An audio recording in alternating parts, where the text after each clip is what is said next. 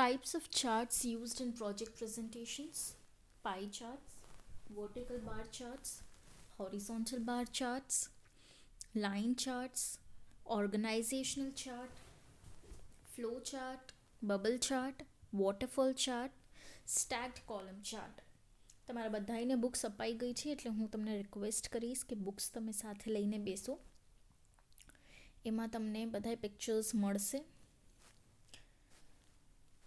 હવે pie charts are used to show percentages, limits the slices to 4 to 6, and contrast the most important slice either with color or by exploding the slice. Pi charts હંમેશા percentage દેખાડવા કામ આવે છે.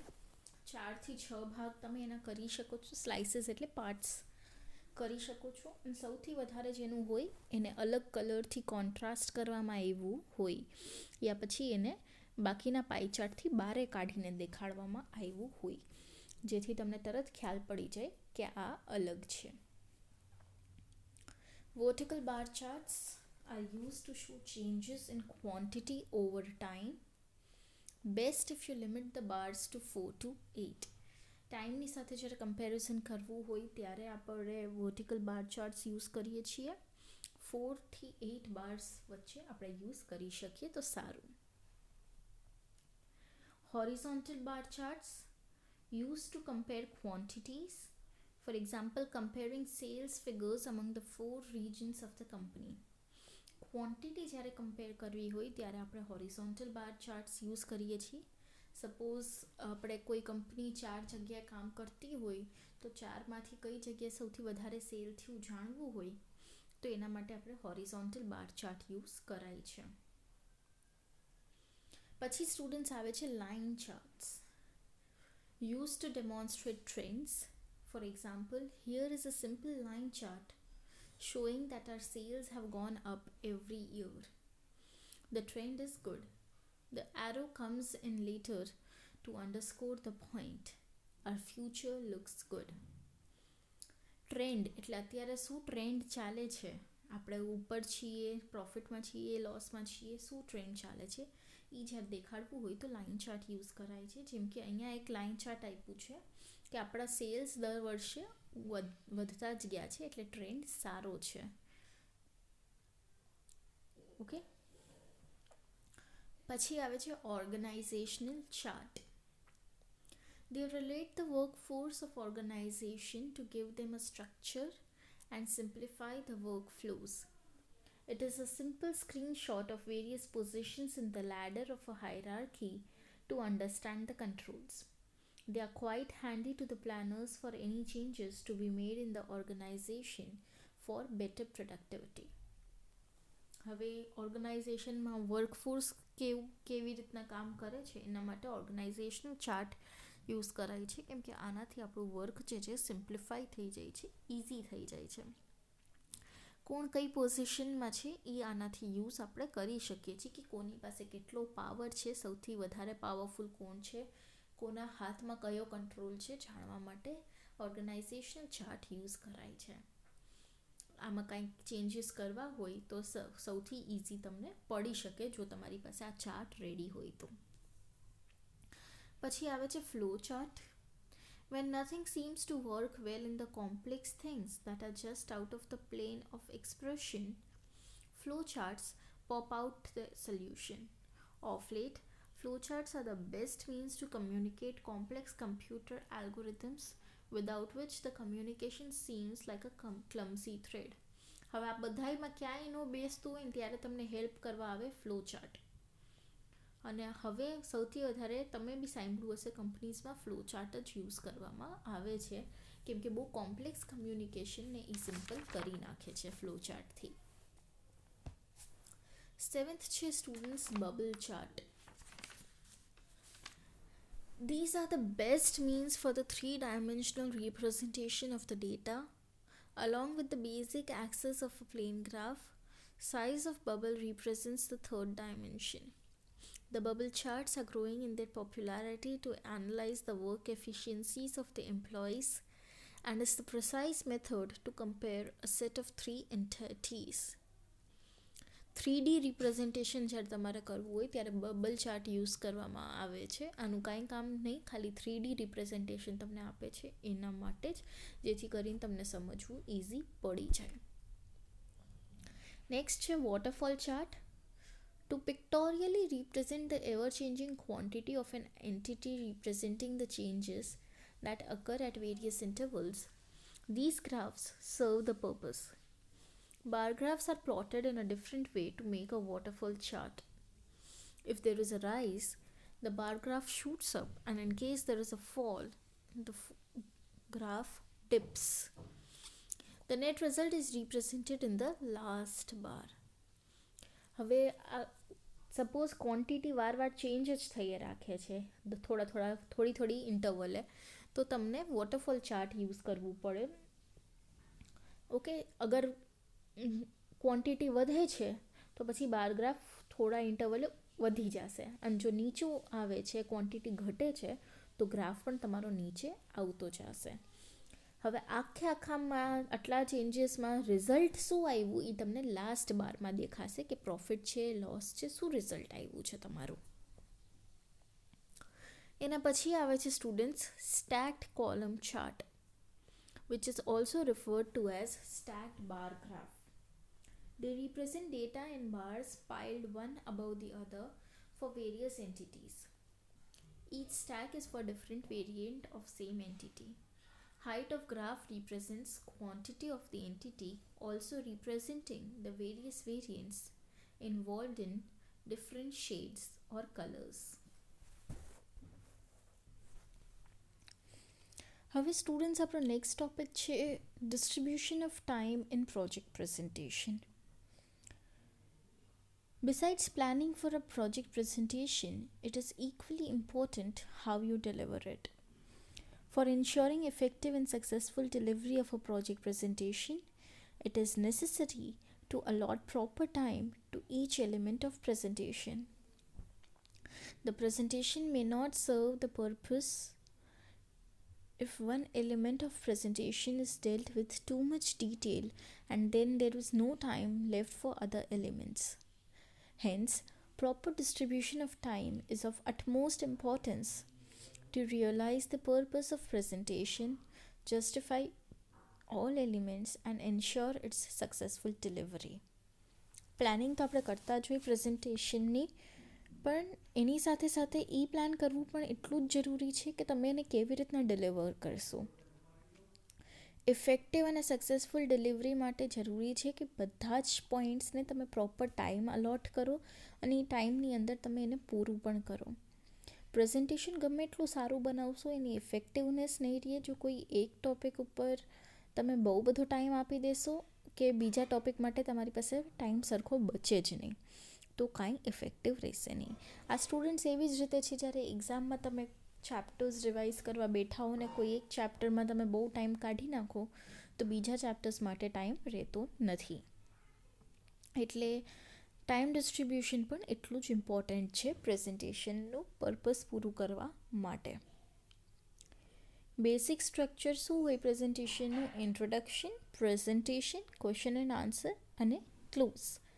તો ઇન્ટ્રોડક્શનમાં શું આવે? વોટ એન્ડ વાય, શું કામે આ પ્રેઝન્ટેશન આપણે કરીએ છીએ અને શું છે આ પ્રેઝન્ટેશનમાં. પછી પ્રેઝન્ટેશનમાં આવે છે deals with who, how and how much, કોના માટે, કેવી રીતે અને કેટલું જરૂરી છે એ આપણે વાત કરીએ છીએ. પછી ક્વેશ્ચન એન્ડ આન્સર્સમાં સામે ઓડિયન્સને કંઈ ક્વેશ્ચન હોય તો તમે એના જવાબ આપો છો, ડાઉટ સોલ્વ કરો છો, તમારાથી કંઈક બોલવામાં ભૂલ થઈ ગઈ હોય તો તમે સુધારો છો. અને ક્લોઝમાં ફાઇન્ડિંગ્સ, એટલે શું કન્ક્લુઝન આપણે કાઢ્યું છે હવે. એટલે અપ્રોક્સિમેટલી આપણે જોવા જઈએ તો 40 મિનિટ્સનું પ્રેઝન્ટેશન ઇન કેસ હોય તો એમાં ઇન્ટ્રોડક્શનમાં 5 મિનિટ્સ કાઢો, પ્રેઝન્ટેશન 20 મિનિટ્સ માટે આપો, ક્વેશ્ચન એન્ડ આન્સર્સ 10 મિનિટ્સનું કરો અને ક્લોઝ કરવામાં 5 મિનિટ્સ લગાડો. આ એક સ્ટાન્ડર્ડ ટાઈમ ડ્યુરેશન તમને આપેલો છે. હવે આપણે આ બધા જ એલિમેન્ટને અલગ અલગ જોવાના છે. પહેલાં introduction. Tell them what you are going to tell them. એ લોકોને જણાવો કે તમે એ લોકોની સાથે શું ડિસ્કસ કરવાના છો. During the opening of your presentation, it's important to attract the audience's attention and build their interest. If you don't, listeners will turn their attention elsewhere and you will have a difficult time getting it back.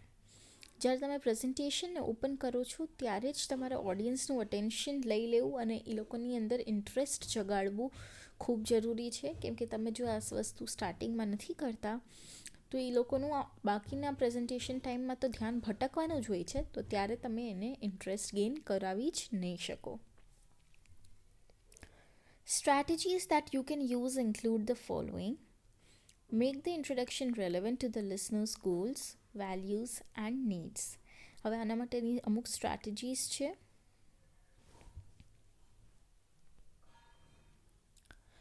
કે ઇન્ટ્રોડક્શનને લિસનરને સાંભળવું શું કામે જરૂરી છે, એનાથી એની કઈ ઈચ્છા પૂરી થઈ શકશે, એની કઈ જરૂર પૂરી પાડે છે એવું તમે દેખાડો, કેમ કે પોતાની જરૂર પૂરી પાડતી વસ્તુમાં ગમે એ માણસને ઇન્ટરેસ્ટ આવી જ જાય. Ask questions to stimulate thinking. એને ખૂબ બધા ક્વેશ્ચન્સ કરો જેથી કરીને એને વિચાર ચડે તો એમાંથી એને ઇન્ટરેસ્ટ આવશે.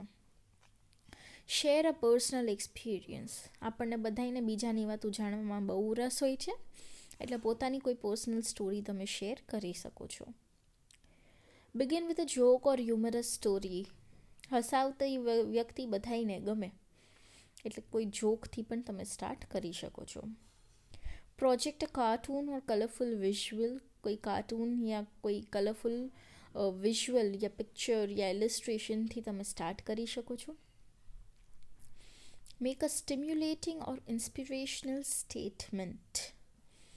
જેનાથી લોકોની અંદર મોટિવેશન આવે એવા સ્ટેટમેન્ટથી સ્ટાર્ટ કરી શકો છો. દમદાર સ્ટેટમેન્ટ, જે વજનવાળી વાત હોય એનાથી તમે સ્ટાર્ટ કરી શકો છો.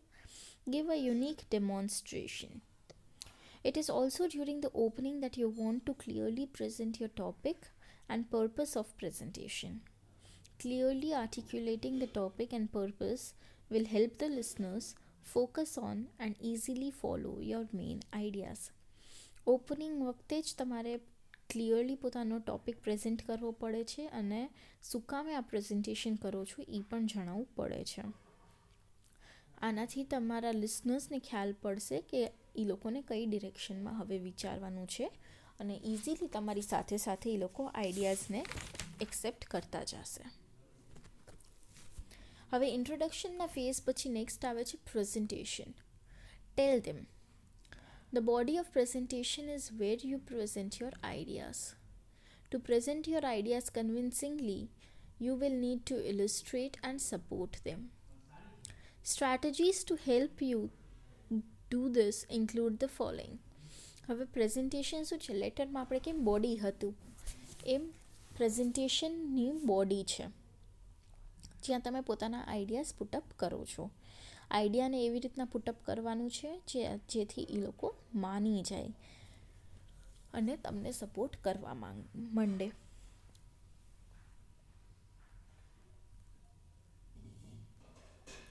આના માટેની સ્ટુડન્ટ સ્ટ્રેટેજીસ તમને આપી છે.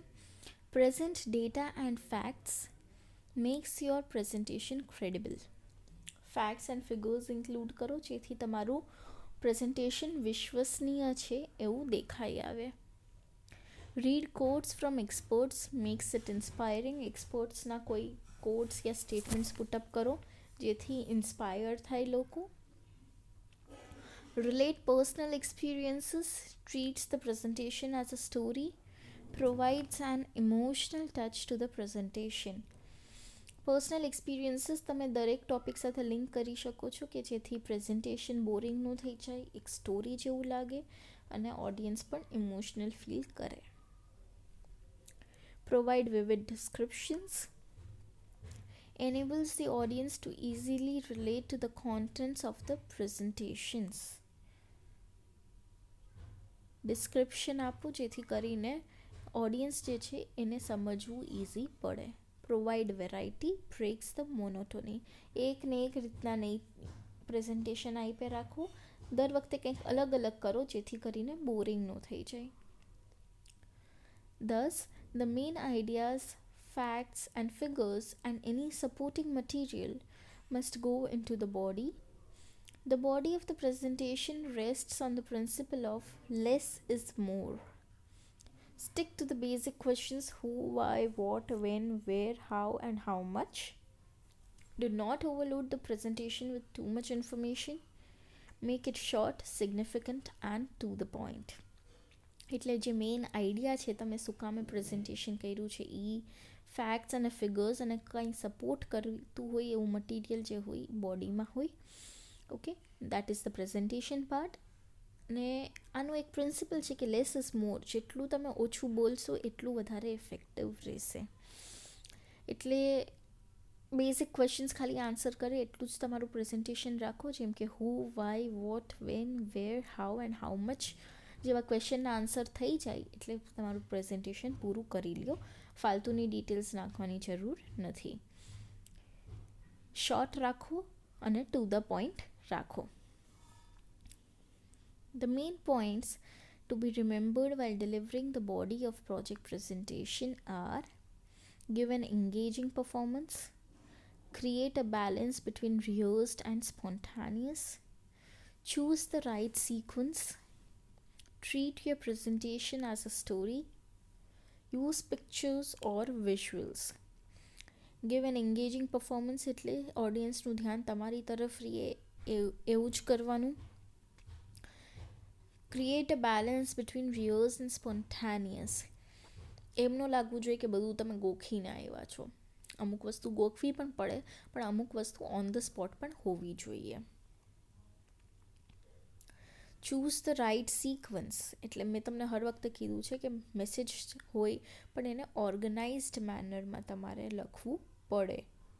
એટલે જ્યારે તમે પ્રેઝન્ટેશન આપો છો ત્યારે પણ એક ઓર્ગનાઇઝડ મેનરમાં તમારે વાતને પ્રેઝન્ટ કરવી પડે. Treat your presentation as a story. એને એક સ્ટોરીની જેમ ટ્રીટ કરો. જો તમે જેને એક ઇન્ફોર્મેશન પીસ તરીકે ટ્રીટ કરશો તો સામેવાળાને પણ કોઈ દિવસ ઇન્ટરેસ્ટ નહીં આવે. Use pictures or visuals. Pictures use કરો. પછી આવે છે question and answer. Tell them to tell or to ask. હવે એ લોકોને તમે કહો કે તમે બોલો, કાં તમે કંઈક બોલો ને કાં તમે કંઈક પૂછો.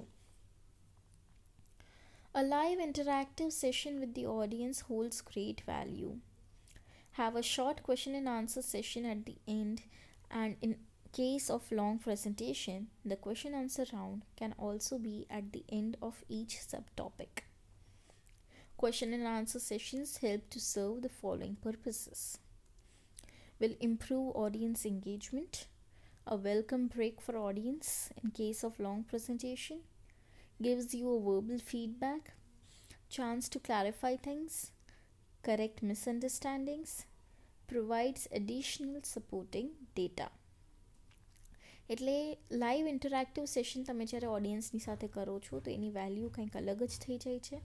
નાનો અમથો શોર્ટ ક્વેશ્ચન આન્સર સેશન છેલ્લે રાખો યા પછી વચ્ચે પણ રાખી શકો છો અગર પ્રેઝન્ટેશન ખૂબ લાંબુ હોય છે તો, યા પછી કોઈ પણ એક સબ ટોપિક પૂરો થાય તો એના પછી પણ તમે ક્વેશ્ચન એન્ડ આન્સર રાઉન્ડ લઈ શકો છો. આ કરવાનું મિનિંગ શું છે? જેથી ઓડિયન્સની એન્ગેજમેન્ટ વધે તમારા પ્રેઝન્ટેશન તરફ. ઓડિયન્સને એક બ્રેક મળી જાય અગર બહુ લાંબુ પ્રેઝન્ટેશન હોય તો. તમને પણ એક ફીડબેક મળી જાય કે તમારી વાત ઓડિયન્સને કેટલી સમજાય છે. કંઈ ક્લિયર કરવું પડે તો એ થઈ જાય, મિસઅન્ડરસ્ટેન્ડિંગ દૂર થઈ જાય અને હજી તમને એક્સપ્લેન કરવા માટે ડેટા મળી જાય.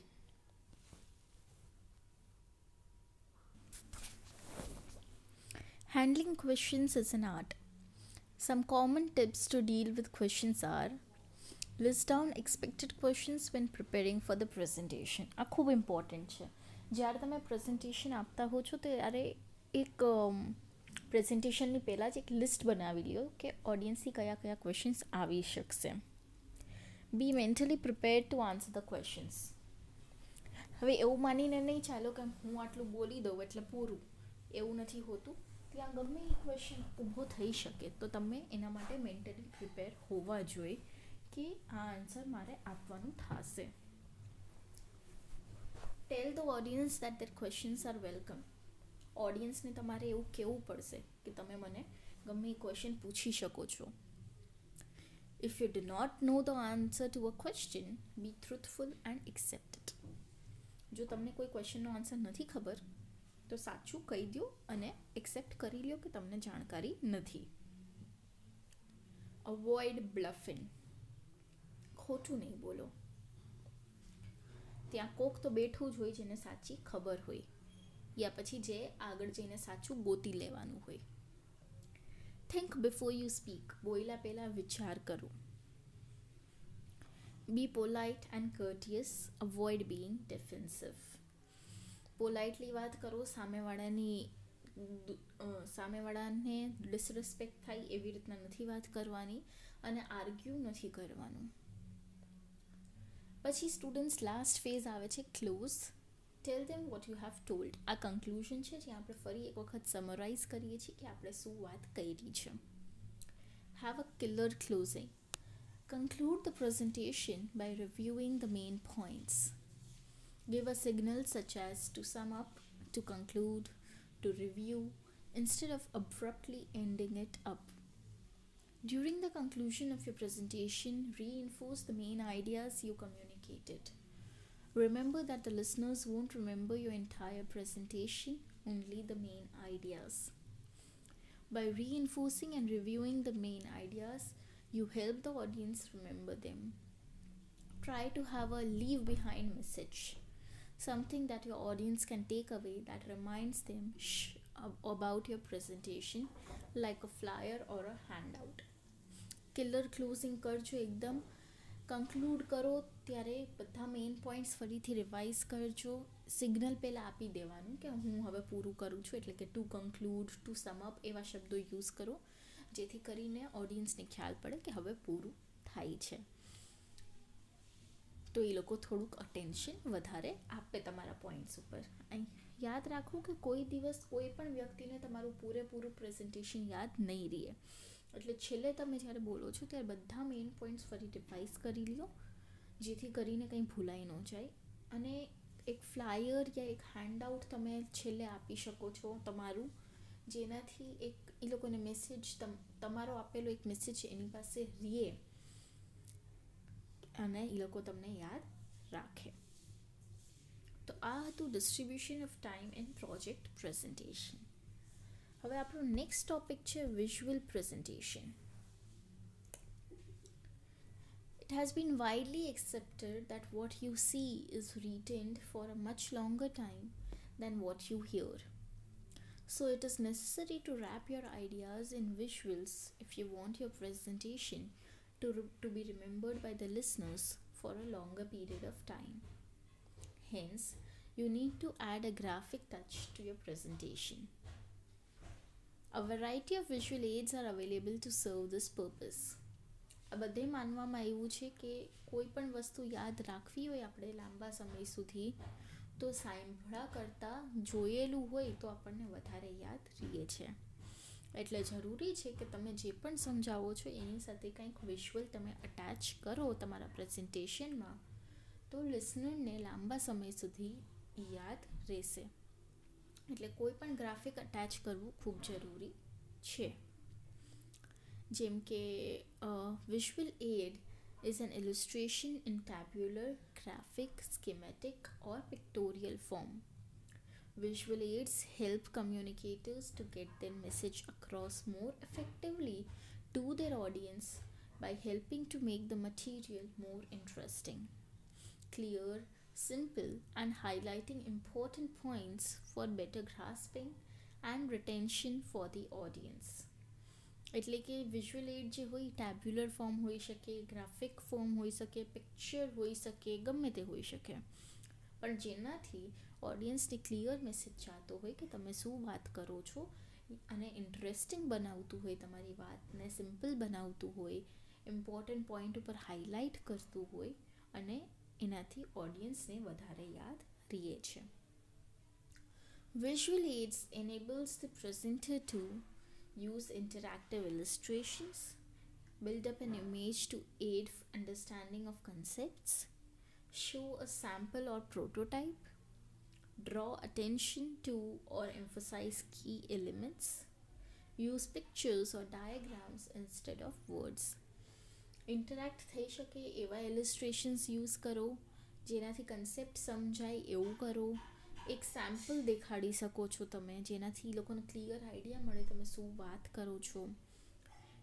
મેઇન પોઈન્ટ્સ ઉપર જ ફોકસ રાખવો અને પિક્ચર્સ યા ડાયાગ્રામ્સ જેટલા બની શકે વર્ડ્સની જગ્યાએ એટલા યુઝ કરો. ઓકે, આજ માટે સ્ટુડન્ટ્સ આપણે અહીંયા બસ કરીએ. આજના સેશનમાં આપણે જોયું ટાઈપ્સ ઓફ ચાર્ટ્સ જે પ્રેઝન્ટેશનમાં યુઝ થાય અને કેવી રીતના પ્રોજેક્ટ પ્રેઝન્ટેશનમાં આપણે ટાઈમ ડિસ્ટ્રીબ્યુટ કરી શકીએ, કયા 4 ફેઝીસ હોય છે, 4 ફેઝીસમાં શું બોલવું જોઈએ, અને પછી આપણે વિઝ્યુઅલ પ્રેઝન્ટેશનના ટૉપિકથી સ્ટાર્ટ કર્યું. નેક્સ્ટ સેશનમાં આપણું આ ચેપ્ટર પૂરું થઈ જશે અને આપણે ન્યૂ ચેપ્ટર સ્ટાર્ટ પણ કરી દઈશું. Okay, C you all in the next session.